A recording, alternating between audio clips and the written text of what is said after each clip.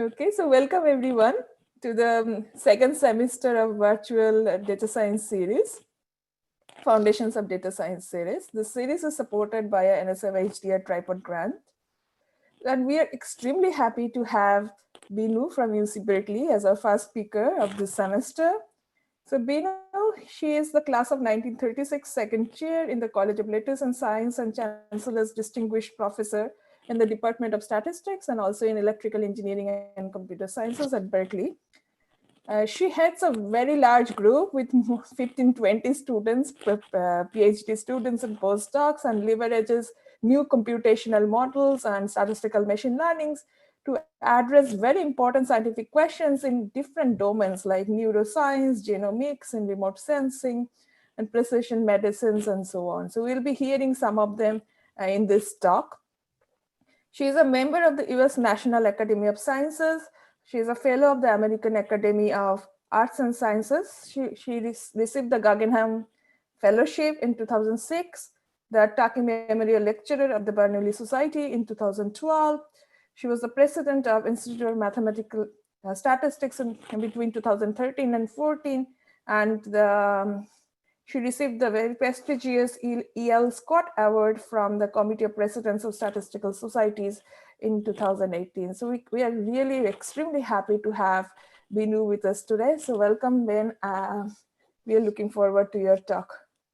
Thank you, Barna. Thank you very much for the invitation, the kind introduction. So one more thing, this is for the participants. If you want to ask questions, please raise your hand and we will unmute you, okay? Now it's your turn. Sure, thank you. So today I will speak on veridical data science. A more less cryptic title is really the practice of responsible data science and decision making. And in case you wonder what veridical means, actually I didn't know a friend of mine from Columbia University, actually chair there, Tian Zheng, recommended or suggested we should use a shorter title for our paper instead of three principal data science, computability, predictability, and stability.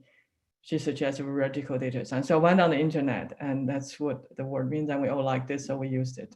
It means truthful. So my actually interest and work on machine learning really started in the late 90s, and very much encouraged by my late colleague, Leo Breiman. So in 2001, almost 20 years ago, Leo wrote this paper called Statistical Modeling, the Two Cultures, to contrast the traditional statistical modeling approach, which is through a generative model and probabilistic model and the algorithm, and without worrying about how you're going to solve the problem. You do maximum likelihood, you write down a generative model, you do Bayesian inference, but you don't worry about how to solve the problem computationally. And the other culture, which was really beginning in the 90s, the machine learning culture, which he called algorithmic modeling culture. At the same time, he also published the paper called Random Forest. It's one of the front runners, I think, together with deep learning for genomic problem. Definitely many problem works better. And we also follow up, but I will not follow up on Random Forest in this talk. We have a stabilized version for Random Forest, which is very much using PCS to add stability to a very good predictive algorithm. So my group has mainly for the last 10 years, for a long time we work on remote sensing and signal processing, but now for the last 10 years, mostly biomedical problems, so biological problem, neuroscience, genomics, and precision medicine. And this is where a lot of frontiers, machine learning and AI is happening. Data science is actually a very important element of AI, if not a lot of the progress in AI actually made through machine learning and therefore data science. Data science really a combination of three important components: computer science, math and stats, and domain knowledge. And the machine learning sits in the interface of statistics and machine learning, and both fields really owning it collectively. And we want to combine data with domain knowledge to make decisions and generate new knowledge.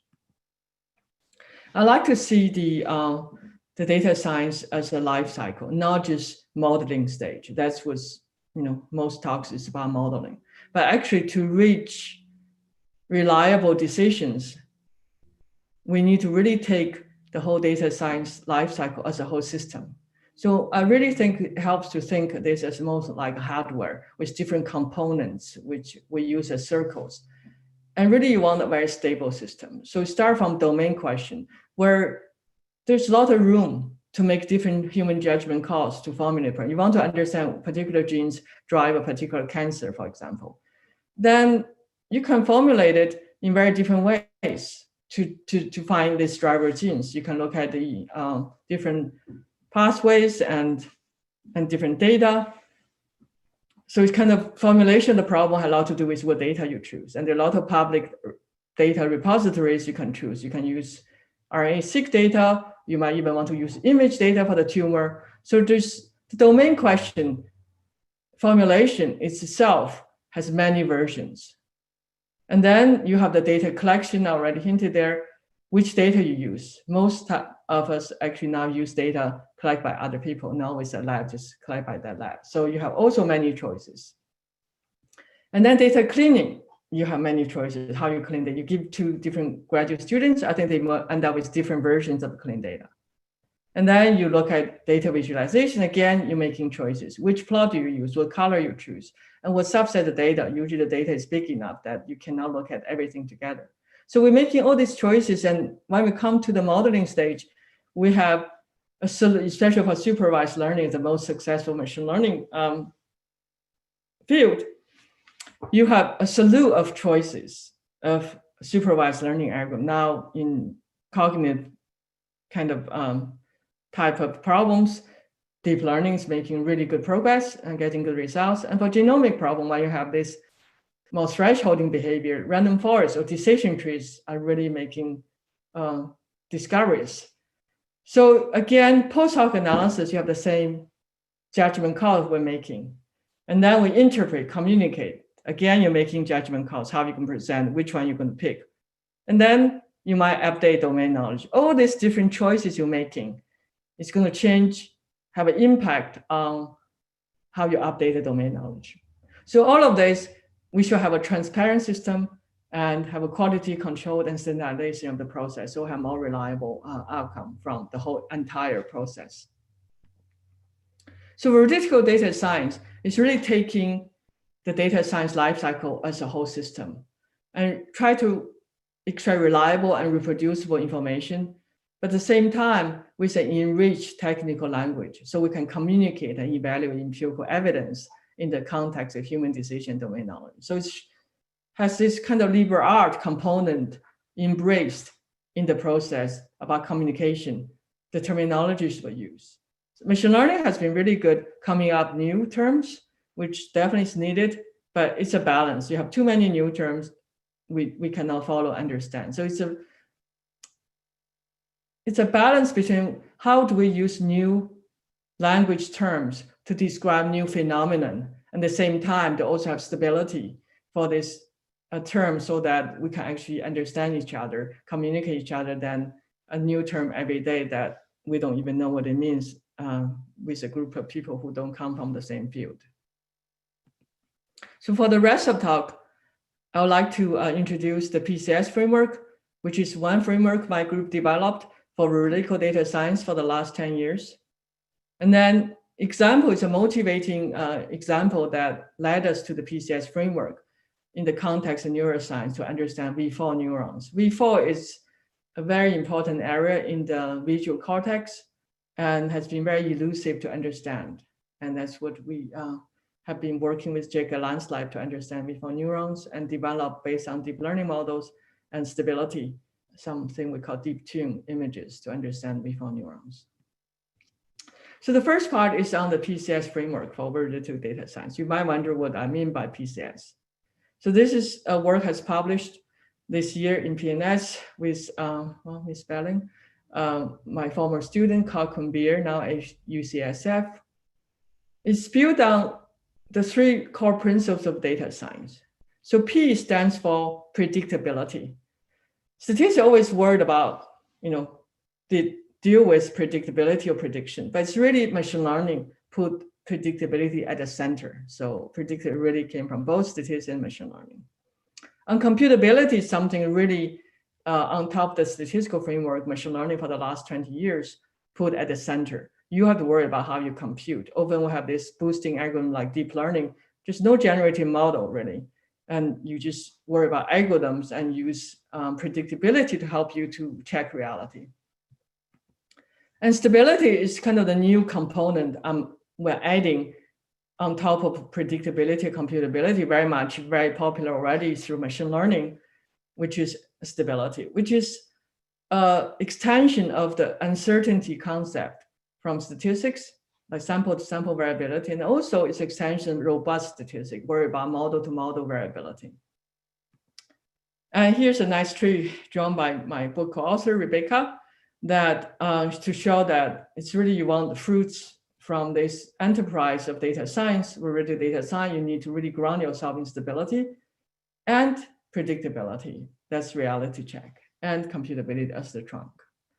So the PCS really attempts at bridges Bryman's two cultures, the statistical and the machine learning or algorithm culture, at the same time unifies and expands on good practices from machine learning and statistics. A lot of the stability analysis already done in different parts by many groups, but this is try to unify it.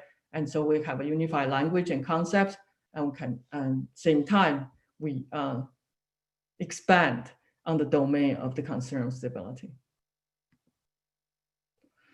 PCS really is a connector between science and engineering. I feel like people say data science is a engineering, it's a science. I see that data science has both important pillars, which is think about scientists and same time think about engineer. And the predictability and stability embed two scientific principles, which is prediction and replication. Replication represented instability. And computability in PCS goes beyond just risk of convergence for algorithms, scalable computation. It also includes data-inspired simulations. I think we can really take advantage of in data science, which is well thought out, well-designed simulations that rooted in data, not just analytical functions.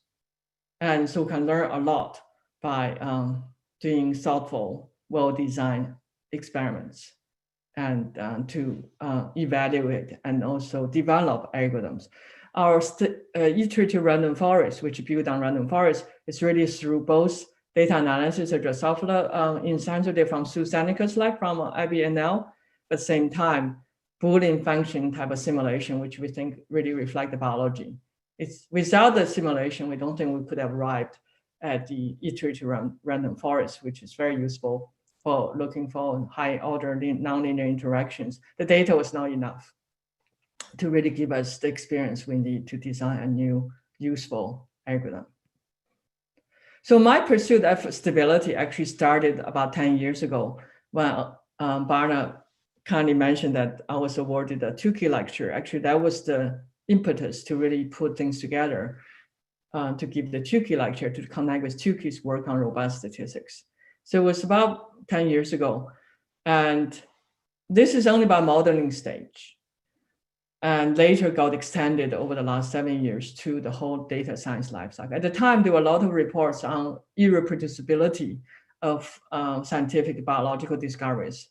So I posted stability as a general principle at the modeling stage to unify a salute of analysis called perturbation analysis, say Bayesian sensitivity analysis, bootstrap, subsampling analysis, and numerical stability analysis. So it's tried to attempt to unify applied math, statistics, machine learning through the concept of stability, and to advocate it as a minimum requirement for interpretability, reproducibility, and later also for generation of hypotheses for causal inference. So it has been a journey of like 10 years to arrive at PCS with my students and collaborators.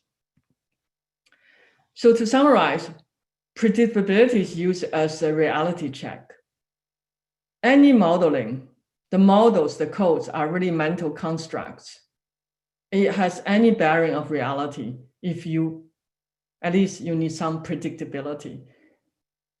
Best is for external data, but not at least random split data. Even you have data, random split might not be the best way to really check eternal validity. you should probably try to say you have clinical trials, separate the test data as the last year and use the first few years of the clinical trial as the training. So you have mimicking the external validity better. But often we do random split. Random split give you two similar data sets and doesn't reflect the future external data or transfer learning. And stability is about shaking. Remember I said, let's look at this system as a whole hardware system. And you have all these different parts. And then because human judgment calls, there could be spare parts. And when you shake it with stability or perturb it with different parts, would you get the same system out or conclusions out? Stability is really a common sense principle. I asked a philosopher friend, somebody smarter than me must have said something a long time ago. Does it go back to Greeks? And he did give me a quote from Plato in the dialogue manual, seems something like, knowledge has to be tied down, not like opinions can change from day to day. So there's a whole study in philosophy called Stability of Belief. And there's a new book just came out 2017 about stability of belief system. So it's a very common sense. Even for language, you need linguistic stability, right? You talk to different people and a multidisciplinary team. Matrix has a meaning in cancer biology on some micro environment of the cancer, looking at cancer as an organ, not just a bunch of cells. But matrix in our world means something different. So if you work with a biologist, you might want to make sure when matrix is used, it means the same thing. So that's linguistic stability. And there's also language stability, which actually means if you run the same code on different platforms, whether you get the same result. So that's more computing kind of stability or reproducibility. So PCS framework consists of two parts. One is the PCS workflow. You work the PCS consideration to every step of the data science lifecycle. So P in the domain formulation stage means future. You want to think about what your conclusions relevant to what future population. We almost never do any work with our future in mind because time just keeps flowing. Whatever you do, the impact happen to the future. Even for knowledge, it's going to be impacting the future students who will learn from the textbook, maybe your research will get into. So P really means the paramount consideration of the future, of the external validity. And C is computability, right? Even when you collect data, well, in some sense, when you think, your brain is also doing computation. So it's right there, neurons doing computation.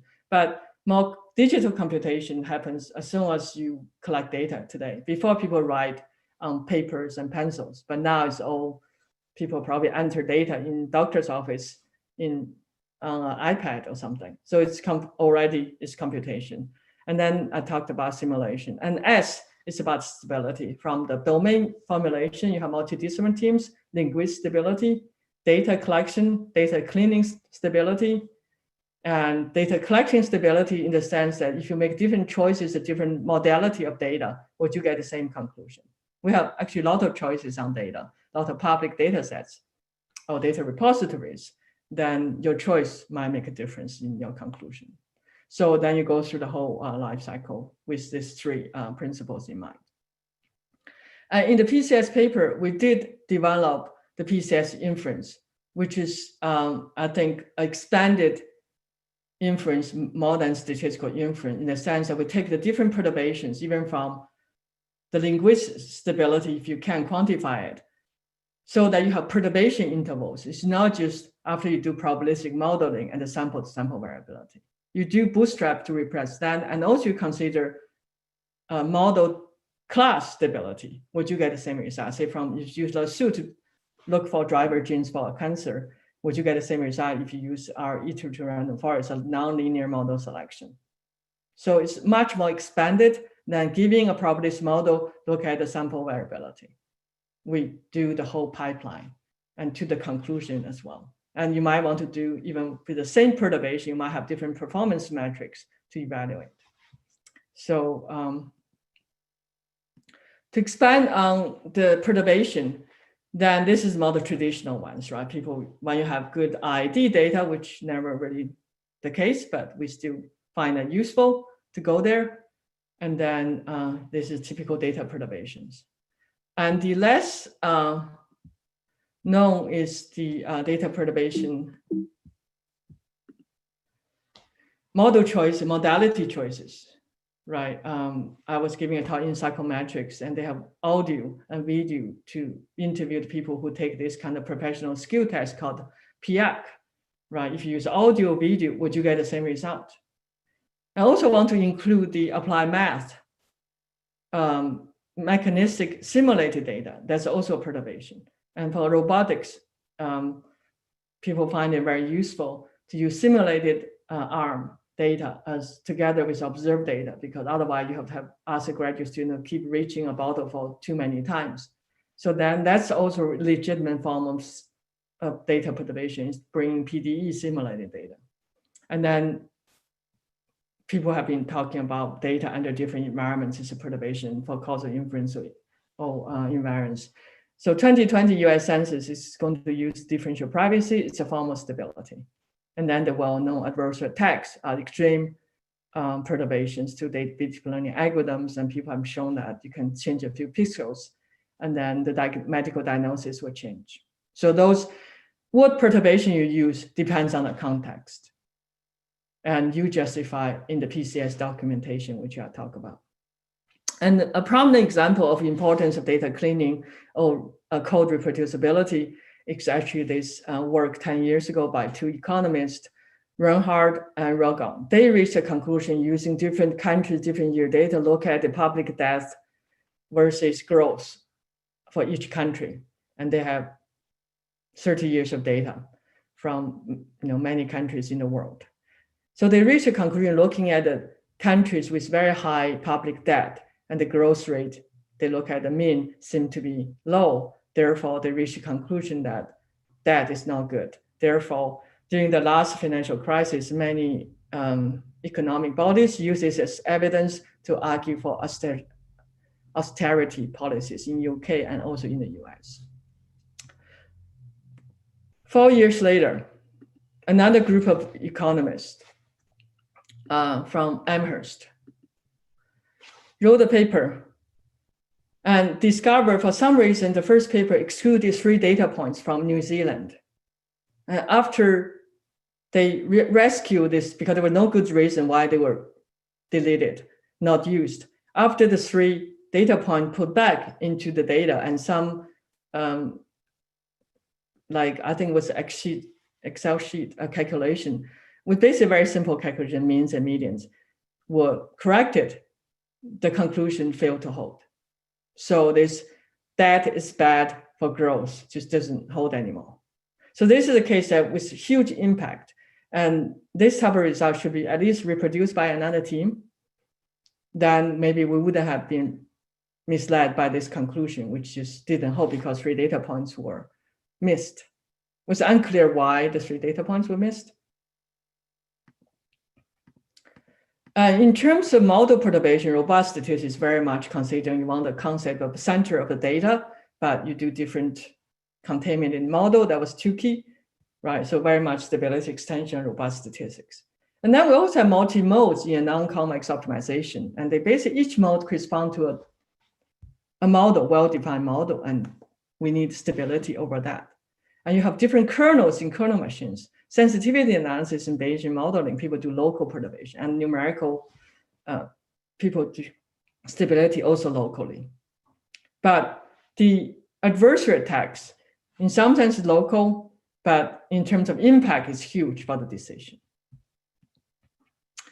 And there's also researcher to researcher perturbation. So I asked the 3 people, like 2 people gave the talk, John and Sanjay, last semester, and Barna, who invited me. So if I give the 3 people in this community the same data problem, would you get the same conclusion? I have asked this question in many of my talks. Most time people tell me, no, I don't think so.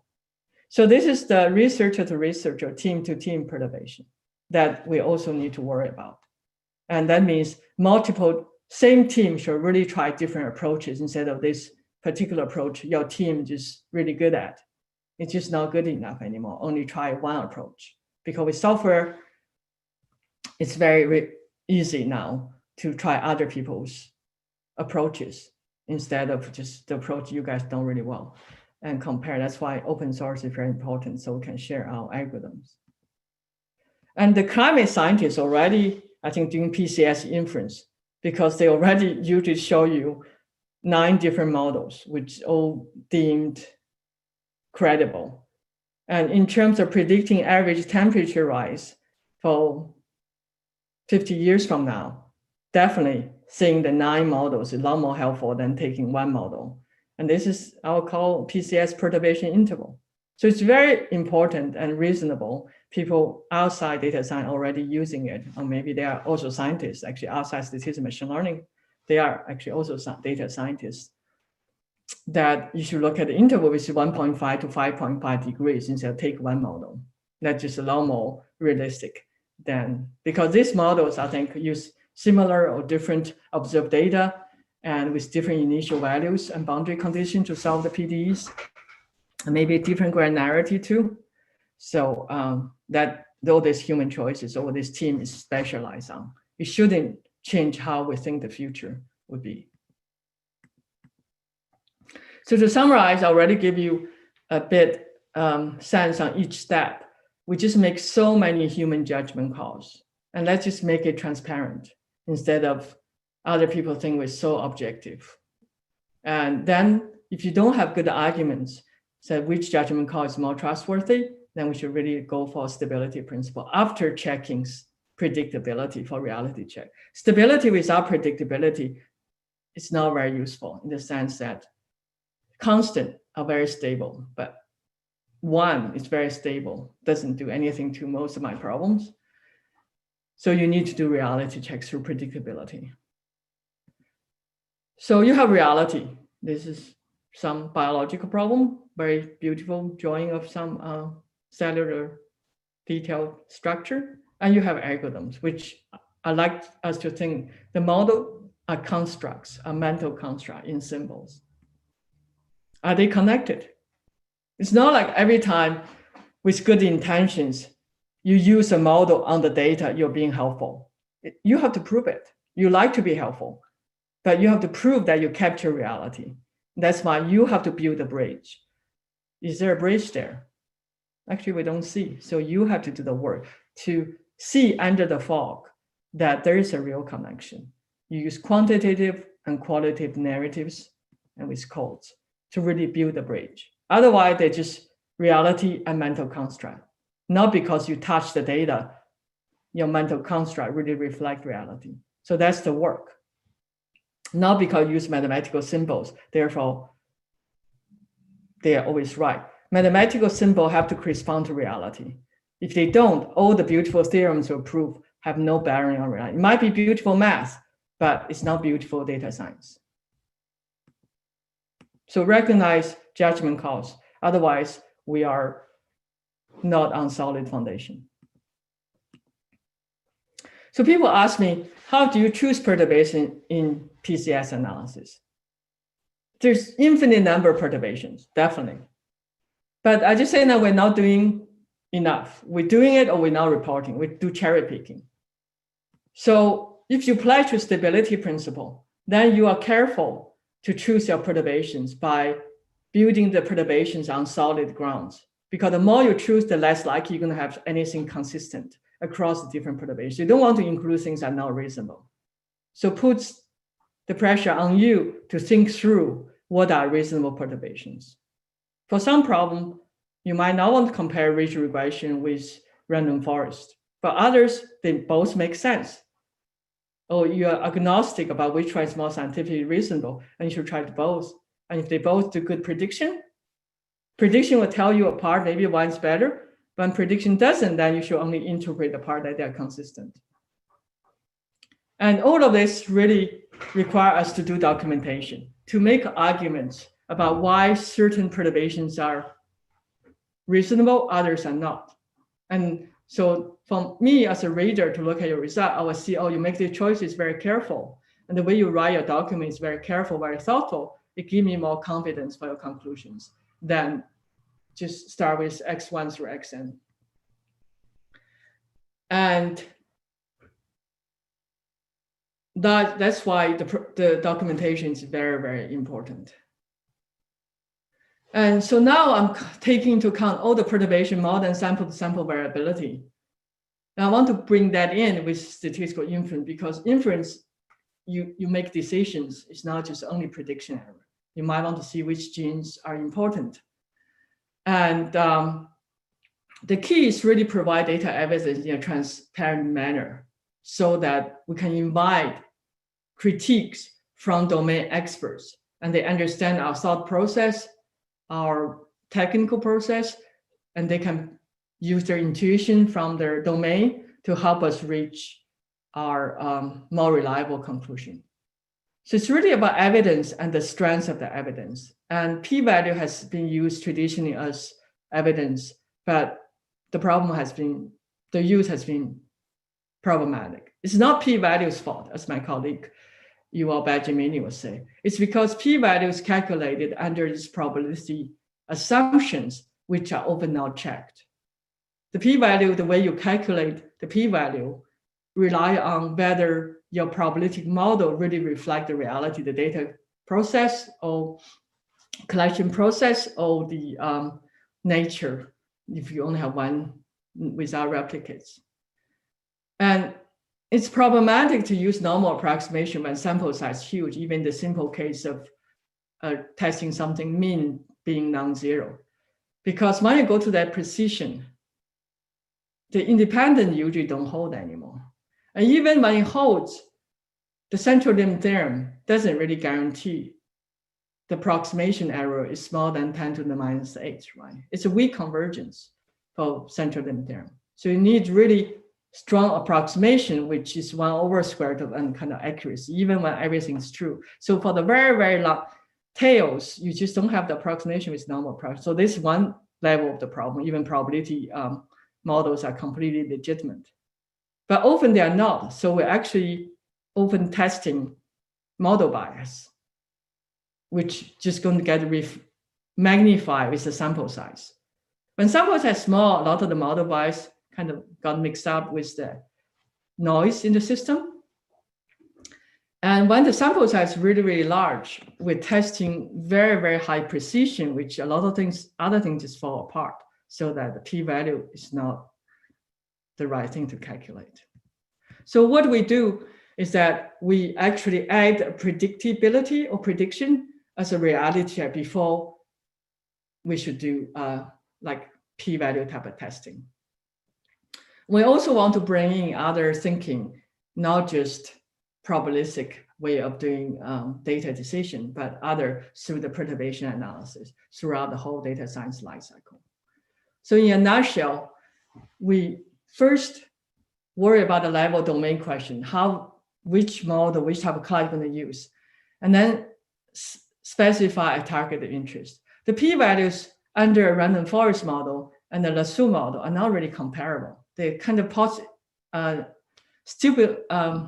postulating different realities, but the importance of a gene across the two approaches become like a ranking, especially become comparable. So that's the level you should compare them and talk about perturbation intervals and things like that.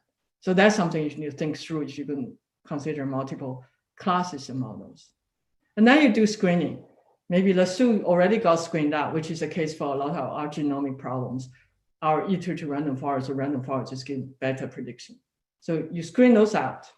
And then you look at the model, pass your screening test, and then argue for appropriate non-perturbations, alternative perturbations, and then look at perturbation intervals, taking into account, if you can, data cleaning perturbations. And you summarize. So this is a test case, kind of toy in a way. In the paper, we basically take our approach, apply predictable to this importance feature selection problem in 6 simulated lasso models. The first one is kind of Gaussian, sparse, But the last 4 all have misspecified, like either the tail is too long, it's very long, or we have block dependence of the error, and we'll have heteroscedastic errors. We have model wrong misspecification, certain important features are not included in the feature you consider. And then also have the form is wrong. We have Boolean type of response function, but we try to fit a linear model. So we compare this approach, people use post-selection inference. It's for a different problem. They try to do a false discovery rate.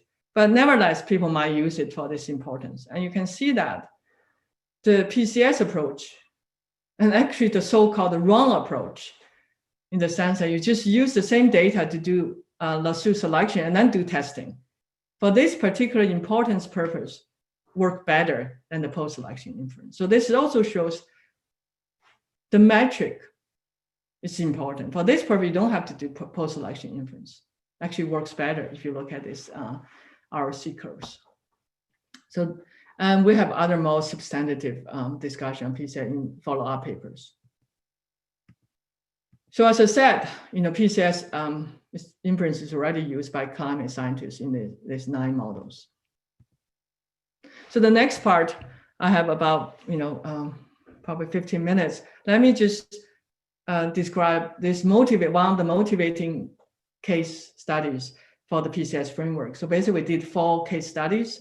Then we saw that actually there's a general principle. So this is a collaboration. The paper is still being written because my collaborator, PI, Jack, has very, very high standard for writing. So he has been basically training my student to write good scientific papers. We're still in the process. It's been 5 years.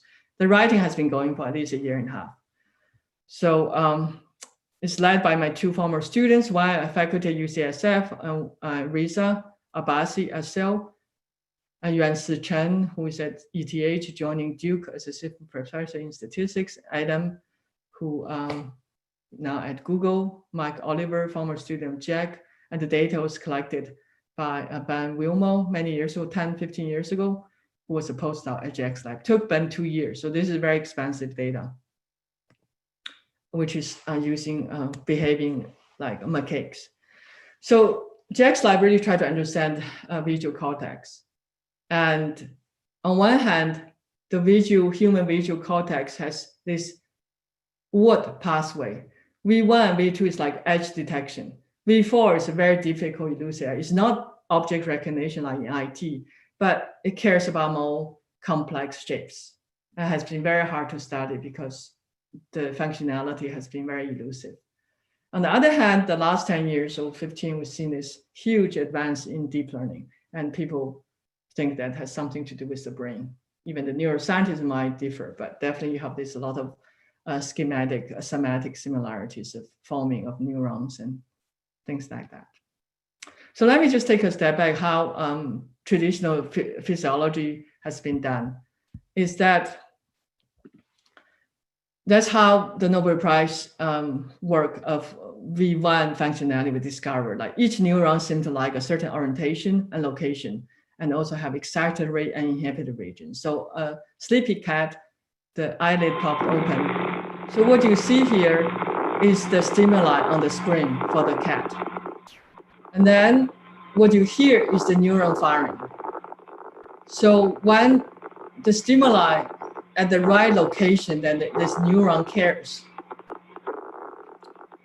The stimuli actually induce firing. So this is a proof, causal proof, about this neuron cares about this location. And now they're trying out to find the receptive field, how big. Okay, so you get the idea. So this is beautiful work, got the Nobel Prize. The question is, how did they find the design? I didn't look at the history, though. How did they figure out to do this experiment? So for V4, even Jack's earlier work, I think for his postdoc 20, 30 years ago, was really try to design complex shapes and then try out for some V4 neuron because the anatomic region they think is V4, and they put the electrode, have the macaque fixated and start showing this complex shape, and just to see whether that neuron gets excited. So you can hear all these firings. So this is very inefficient, and you might miss important complex shapes that the neuron cares about, but you don't know, you didn't think of designing it. And people really want gray lines to do this very refined geometry. And people discovered that actually V4 neuron care about this concave and convex contours. So that's something already discovered by this very delicate design of stimuli. But Jack always was a pioneer in using natural stimuli to understand neuroscience, because what if the designed stimuli have nothing to do with the neuron care about, or you miss a big part of things that neuron care about, but if it's not in your design, you'll never see that. So they were used, now it's very accepted, except for very few labs, it's used natural images as stimuli instead of this very contrived, delicate designed shapes.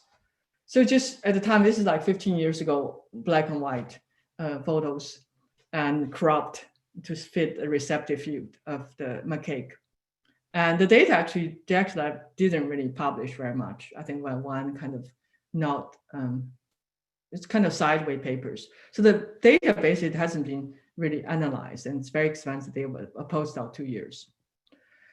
So we started working on that using self-made 2-layer networks and got the best prediction accuracy. So what we use here as was good prediction accuracy compared V1 and V2, where it's the earlier visual cortex, people know kind of what's the noise ceiling. And if we say that if V4 can reach the same predicted accuracy for the earlier visual areas, we call that success. And DiCarlo's lab at MIT has been on very parallel paths. And they first used some semi-natural images, and then they did predictive, but very related. We visited them, we do very similar stuff, but we went for the stability analysis. I don't think they did. So that's why we've been pushing for interpretation using both predictability and also stability. So the scientific questions we want to answer was, can we characterize, just like the nice locality you show by shining a light location, the neuron gets excited in V1, can we generate data-driven hypothesis to understand V4 neurons? And the next question is, can we really land any evidence that the convolution networks resemble in any way a brain functionality? So our first approach was good. We still haven't written it up. And then I was at a meeting 5 years ago probably, and Banju was giving a talk on deep learning. We're in the same session. I basically have a self-made deep learning, not too deep, 2-layer network. So that got us into, if we just build on other people's deep learning network using ImageNet, can we make life better for ourselves? And can we do as well as we handmade on my 2 best people working 2 years, Yuval Benjamini and Julian Morel, to really get the same predictive performance? So we end up doing basically transport learning, let me tell you, and developed 18 different models.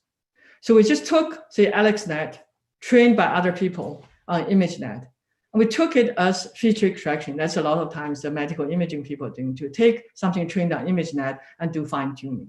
So we kind of did fine tuning for our macaque data. So take the first 2 layers and do linear regression, very simple, and predict the average neuron firing rate. And we have 10 replicates. So this is 3-level transfer learning, in the sense that it's from human data to macaque data. And from colored image, training for ImageNet, we just put 3 channels. We have black and white, same, made it color artificially. And then also from very high level training of classification cats and dogs to very small scale level of neuron activity. And then we were amazed. It beat slightly our handmade 2-level network. And that's why I got into deep learning. Actually, now we actually just went with Peter Bartlett as a PI with other people, a big grant on deep learning theory. So that's my interest. Deep learning comes from really this success. It kind of blew my mind away that we have 2 years of work to do well. And this has become very trivial, right? You just build on what other people have done, but you borrow strengths from ImageNet and the deep learning network developed. So one possible consistent explanation is that the early layers, there are a lot of other papers saying the same, really capture some approximately a primate visual early cortex. And then we're basically using that to process the data to connect with V4. Right? So that's, but not just layer 2 works. We tried 3 and 4, all work pretty well. But the Gabor-like V1 model definitely doesn't work. So you can see a difference of predictive accuracy for over 71 neurons. And then we decide to understand, just take, say, now we have this model neurons. What are the shapes that excite? Just like, remember, they figured out this cat like certain location. So we're saying now we have a model that's pretty well prediction at this state of the art. If we maximize this model neuron over a more smoothed version of the model neuron, what shape will give us suggestive indication what this neuron likes. So we just start with white noise image and maximize this regularized fitted model of this particular neuron 1, and we see curvature coming out. So this is an indication that the neuron actually likes.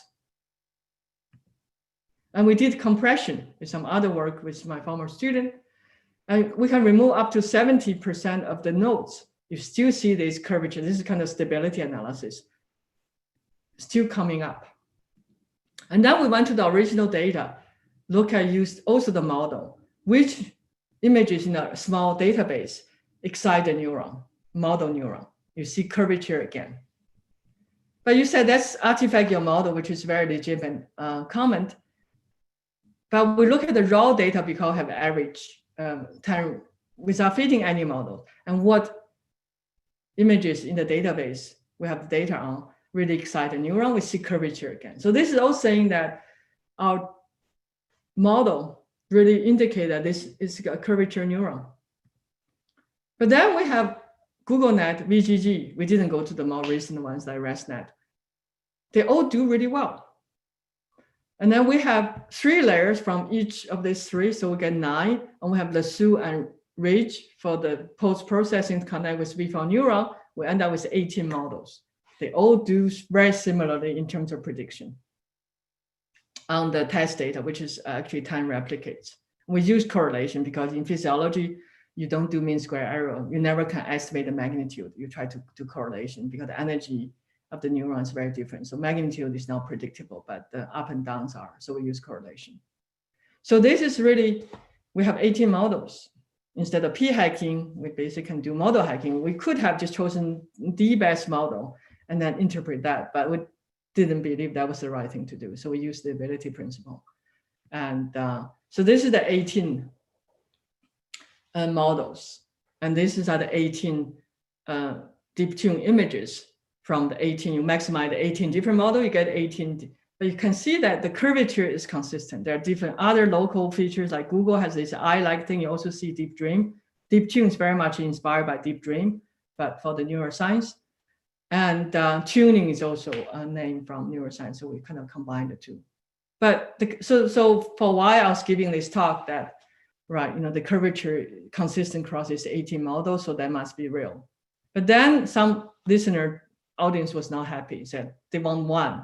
So we use stability at the gradient level to combine them. So we have 18 surfaces we want to maximize. For each point, we have 18 gradients. We take the component-wise, the minimum, and we take that direction. And then that's the how we progress, refine the deep tune image. We call consensus deep tune image. If you do what I just said, combine the 18 models, you do 10 different runs, you get very consistent result. Remember the 18 different ones, they look a lot more different. So this is use stability. And then with this consensus deep tune, we can now cluster the 71 neurons into, there's something actually the outlier are called very much like V1, it's like edge detector, but with a bigger receptive field. And then you have the curvature like things people already discovered is very refined, designed stimuli, but this is a lot richer that it's very hard to design human. This is really learned from the model and the data, borrowing strands from ImageNet too. So now this is not just coming from our data only, because a lot of understanding of the image, natural image got embedded in the fitted model of AlexNet, which we just took. And you have more complex shape like texture, which is again, very hard to design. And so now really to prove it, we can have a closed loop experiments, but we never were able to do that because Jack Lab doesn't do physiology experiments anymore. But Decalo, remember the competitor, they had a science paper last year, do exactly that with their images. So basically prove that these images can be fed back. They have their own version of it. It can be fed back into the closed loop experiments, and really like what I showed you with the shine, the light on the screen to induce firing. And that's a proof that we find a good stimuli and that understand the neuron. So that's a pity we couldn't do it because we lost the wet lab with Jack's lab. So to summarize, talk about general PCS framework for veridical data science and documentation. And the case study is due to, and I should say, I mentioned iterative random forest is another way we have been developing further to do genomics, and also with BioHub project to find the genetic driver heart disease. And domain knowledge is so very important. That's why we like decision trees for genomics, not deep learning. And PCS can be used to generate testable hypotheses towards causality. And I hope this framework will be useful for many of you and help us develop further this framework for kind of quality control data science process and really reproducible documentation and computation as well. So to finish, I want to thank my group and my collaborators that without them would not be possible, and not just possible, but it also has been really a really fun experience for the last many years to work with my student and postdoc and collaborators. So we organize our team really focus on theory, not theory, actually on practice. You can see theory kind of stuck in my mind.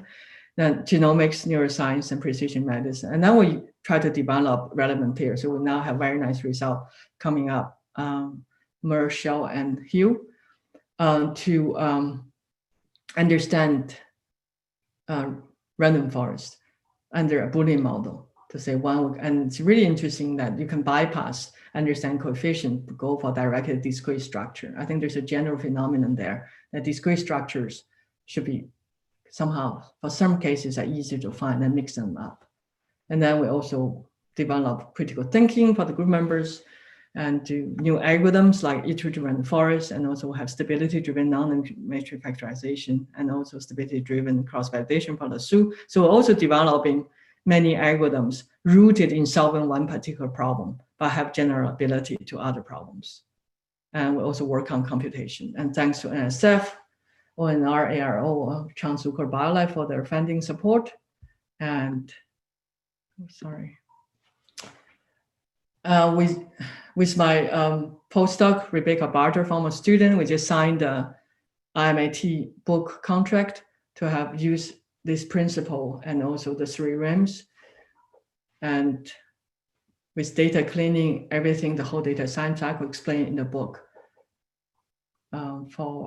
with the same name, Veridical Data Science. And we hope to have a free online interactive version ready early next year, and probably the book version will come out end of next year. So hope you watch out for this book. It's really try to make data science very accessible and very practical. It's based on my 215 class I've taught for 10 years to really share our experience and best practice further than just people taking my class and my group. Thank you. Thank you, Win. We can unmute, we can let the participants unmute themselves and ask questions.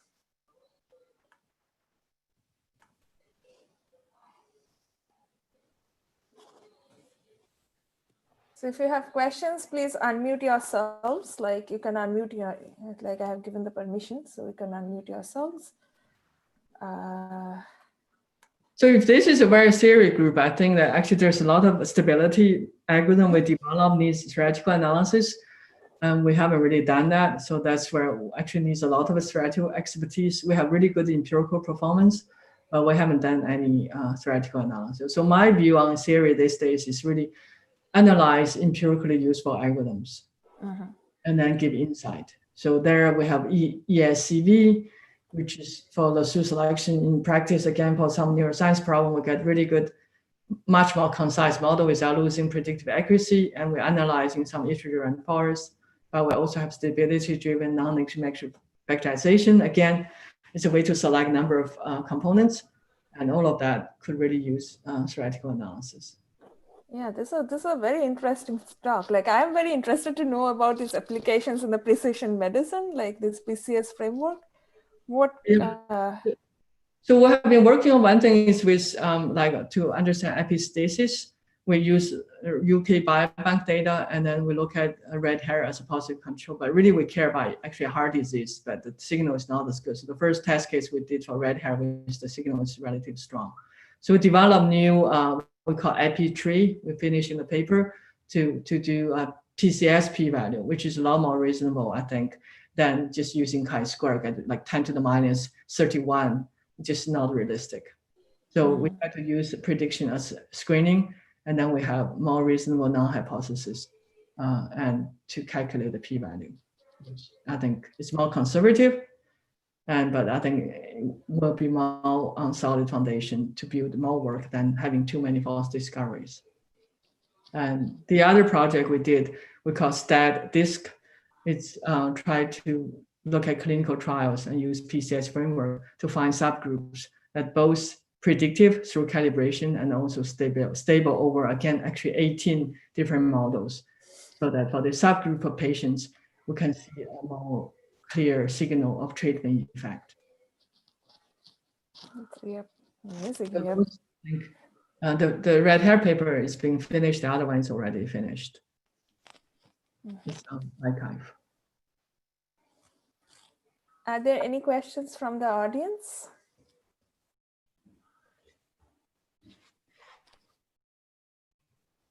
Yeah, I had a quick question. This is Hashem. Hi. Hi, this is a really great talk. I learned a lot from the PCS framework, and I work a lot on causal inference. Yep. And there seems to be a lot of overlap with Mark Vanderland, Sherry Rose, and Maya Peterson's causal roadmap in terms of the steps that you're describing. So, but it's a bit more involved with the PCS framework. So I was wondering about the perturbation analysis. So if you have a variable that when you perturb it gives you quite different predictions, my question is, how do you? So it's not actually perturbing the variable. You basically, the guideline for perturbation is really saying that you have to say you could have imagined the data generated in this way. So bootstrap makes sense, but adding small amount of noise makes sense. So it's not any perturbation should be appropriate. So you have to say the perturbation could have happened in nature, in the data collection process. You have to make that argument in context. Yes, so let's assume it's actually something that could happen, the perturbation. And so two things that, so you had an example in the paper that says if you have an investment that returns, that gives you a 10% return, and if you feed it similar investments, you expect to have similar return. But if you have very different ones, does that mean that you should trust this model or not? My question is, it doesn't, so how do you disentangle? Are you trusting the model itself, or are you just not including a variable of interest, maybe a confounding variable that's lurking in there that you didn't consider, or something? So you're basically asking a question about causal inference with observational studies, right? Yes, something like that. Yeah. So that's something we actually have been having discussion with my colleagues like Sam from statistics on that. So the paper I said stability discovery is for clinical trials, so it's for randomized experiments. So I think the question there is, what are the perturbations, why they're reasonable? But I want to say that in observational study causal inference, people are making assumptions anyways, saying it's a natural experiment or something. But here it's really more data driven. You actually do the perturbation, and But what are the reasonable ones will be similar when you make judgment calls. So a lot of these independence assumptions in causal inference actually correspond to the stability assumption. Yeah, that's what I'm trying to wrap my hand around. Yeah. Yeah. So my colleague Peng Ding gave a talk many years in my session on stability at JSM, making the connection. We've been talking about having a student work on this connection, but it hasn't happened. So in some sense, you can view all these independence assumptions in causal inference as a stability assumption that you're looking at different conditional distributions with or without a compounding factor, assuming that that's the same. So it's really a distributional stability we're thinking, but it's still a stability assumption. So the question, if you want to connect to, is I think it's very interesting. I've been talking to Pona, we should do something, but we only did this clinical like randomized trial paper. But for observational studies, really saying that what are the things you want to perturb, it's kind of what compounding factors you want to add or not to add, and that subject knowledge had to come in, because if it's an open system, you can think of it. It's limited by what you can really put your hands on, and it's kind of like an effort approach. Yeah, and I think it fits greatly with the PCS framework because you have this feedback loop, right? After you're done, it really guides you to maybe update your initial question, and then you could keep going. So I think this is really useful. Yeah. So the original paper, PCS, doesn't really deal with causality. We touch upon it. So the first paper we did, we put on a couple of weeks ago, was on randomized trials. So that's our first paper, causal inference in PCS. But we have been discussing with colleagues is the observational studies, which your question is a really good one. I agree, it's a good question. I don't have a completely thought out answers. I was just thinking aloud with you. No, that was really helpful, actually. Yeah, I might possibly follow up with you offline, maybe. But you are a student here? Sorry, what? Are you a student here? No, I'm sorry. I'm at UMass Amherst. Yeah. Okay. Great. So so that's something I have been talking to colleagues, but it's this connection with PCS and causal inference. We do it in science, but we haven't done it in the formal causality framework. And yeah, I think there's definitely some fertile ground here for some connections. Yeah. Take a look at our first paper on subgroup selection. But what we added was actually the predictability. Like causal inference, people often don't do model checking, and we use calibration to do model checking, because you cannot do at the individual level. You only observe one potential outcome, not the other. Yeah. So you do some subgroup, we use calibration, and that's something seemed to work pretty well. And a more systematic approach to do model checking for causality models. Okay, thank you so much. Thank you for the very good question. Thank you. Are there any other questions?